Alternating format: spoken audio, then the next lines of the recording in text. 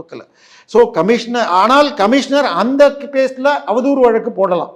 சரி, இவர் சொன்னது பொய்ன்னு சொல்லியிருந்தால் அவதூறு வழக்கு போட்டு கோர்ட்டில் இழுத்து தண்டனை வாங்கி தரலாம். அதை விட்டுட்டு இந்த மாதிரி ஜிபே நம்பர், இப்போ என்னுடைய ஜிபே நம்பர் என்னுடைய கான்டாக்ட் நம்பர் இருக்குன்னா அதில் ஜிபே இருந்தால் நீங்களும் அனுப்ப முடியும். ஸோ இந்த ஜிபேயில் அனுப்பிச்சதை வச்சு போடுறதுங்கிறது இல்லை, கஷ்டம்.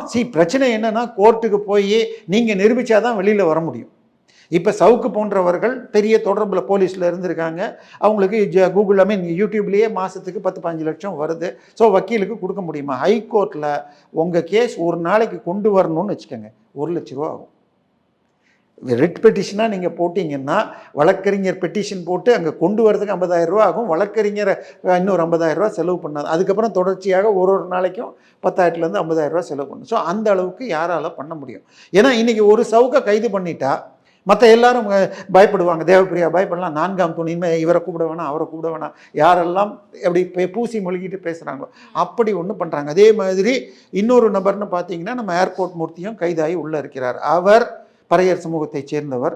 திருமாவளவன் பறையர் சமூகத்திற்கு உண்மையாக நன்மை செய்வதை விட தான் சம்பாதிப்பதை தான் அதிகம் பண்ணுறாரு அப்படின்பதை குறி சொல்வதால் திருமாவளவன் எலெக்ஷன் வரைக்கும் அவர் வெளியில் வரக்கூடாது என்று அவர் போராடுவதாகவும் சவுக்கு சங்கர் வர வேண்டாம்னு இந்த அதிகாரிகளும் ஃபீல் செய்வதாக